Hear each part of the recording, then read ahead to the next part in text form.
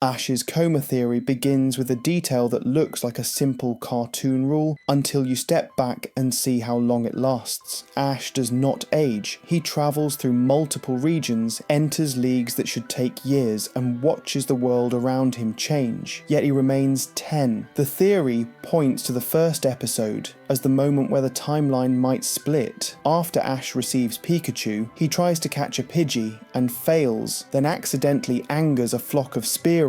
Ash pedals for his life on a bicycle, loses control, and crashes hard while the storm rolls in and the Spearow close the distance. Pikachu steps between Ash and the flock and releases a massive thunder shock. It works, but the blast is so intense that both Ash and Pikachu collapse unconscious in the rain. Minutes later, the episode shows the clouds clearing, the two waking up, and Ho-Oh crossing the sky, as if to mark the beginning of something special. The theory asks one question at that exact cut. What if Ash never truly woke up?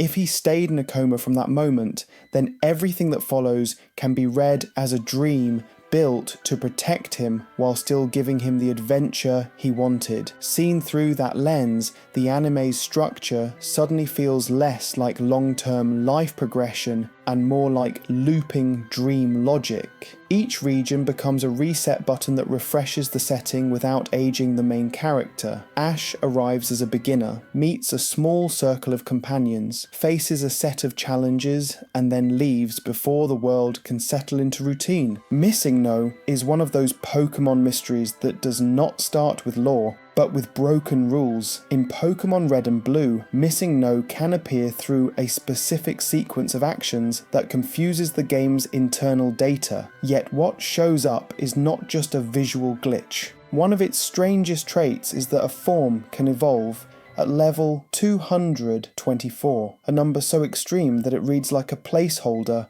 rather than a design. That odd completeness fuels the theory that MissingNo represents corrupted Pokémon data, possibly tied to experiments that went wrong. A common variation connects it to attempts to clone Mew, imagining that failed results produced unstable fragments, similar to how Ditto is sometimes interpreted as a more stable byproduct. Whether or not the story's intended, MissingNo functions like a ghost inside the cartridge, a reminder that the Pokémon world is built on code that can fracture in ways the narrative cannot explain. The Hilbert and Hilda theory is darker because it uses absence instead of glitches. In Pokémon Black and White, the protagonist confronts Ghetsis near the end of the story and helps expose his control over Team Plasma. After his defeat, he is arrested and removed. In Pokémon Black and White 2, 2 years have passed, Ghetsis has escaped and his plans escalate into attempts to freeze Unova, but the original protagonists, Hilbert and Hilda, are nowhere to be found. Characters reference them, their home can be visited, and their mother can mistake the new player for them. Yet no one can state where they went, not even N. The theory suggests that after escaping, Ghetsis' obsession with revenge pushed him to kill the trainers who humiliated him. Supporters point to his increasingly unstable behaviour across later appearances as evidence that he is capable of crossing lines most villains avoid. It is impossible to confirm, but the silence around Hilbert and Hilda makes the void feel deliberate, as if the story is refusing to say something out loud. Lavender Town Syndrome takes the mystery outside the fiction and turns atmosphere into myth. Lavender Town is a small town in the Kanto region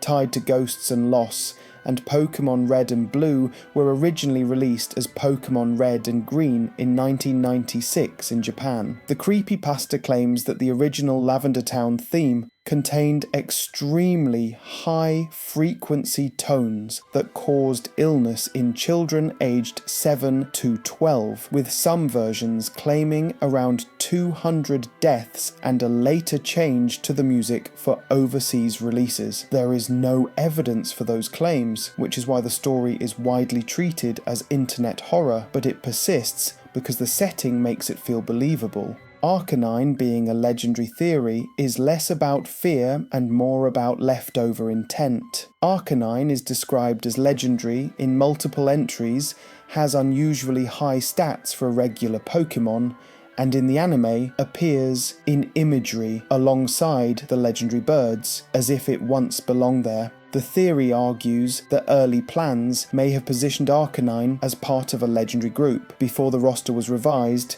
and traces of that status remained in text and visuals. The Mimikyu Theory starts with a costume that looks childish until you realise it functions like armour. Mimikyu hides its real body under a rag shaped to resemble Pikachu, not to fool people for fun, but to avoid being rejected on sight. Its official descriptions imply that seeing what is under the cloth can make a person feel unwell, which frames Mimikyu as a Pokémon defined by fear and isolation rather than aggression. The theory suggests Mimikyu was once a Pichu that never reached its next stage. Pichu does not evolve through strength alone, it evolves through friendship. If a Pichu lived without affection, never built that bond, and died before evolving, the theory argues its spirit could return as a ghost, still carrying the one desire it never satisfied. That would explain why Mimikyu imitates Pikachu specifically. Pikachu is not only famous, it is symbolic. In this reading, the ghost typing reflects death and unfinished attachment,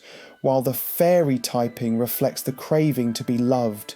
A detail that makes the theory feel sharper is the irony of popularity. In 2020, Mimikyu placed 3rd in a major Pokémon popularity ranking, while Pikachu placed 19th. That does not prove the theory, but it adds emotional symmetry. The imitator that wanted attention ended up being adored in its own right. The theory then becomes less about copying and more about survival. Mimikyu is not trying to steal Pikachu's identity, it is trying to borrow Pikachu's protection. And if you accept the dead Pichu angle, the disguise stops being creepy for shock value and starts being tragic, a ghost wearing the face of what it never got to become. In the X and Y games, entering a specific office building on the 2nd floor of Lumio City triggers an eerie encounter. A ghostly girl appears briefly, speaks as if she is searching for someone, and then vanishes with no quest, no explanation, and no clear purpose. Some fans connect her to larger tragedies in the region and suggest she is looking for a specific person tied to old events, while others argue the point is the opposite. There is no solution. The scene exists to disrupt the player's sense of control, proving that not every story belongs to the protagonist. That kind of unanswered moment is exactly what fuels theories, because silence creates space. When a world is so friendly and bright, one unexplained ghost in a city feels like a crack in the surface, and people want to know what is behind it. If you enjoyed this journey through the Pokémon world, feel free to leave a like down below. And if you'd like more calm Pokémon lore and explained videos, you're always welcome to subscribe. More stories are coming soon. Thanks for watching, and I'll see you in the next one.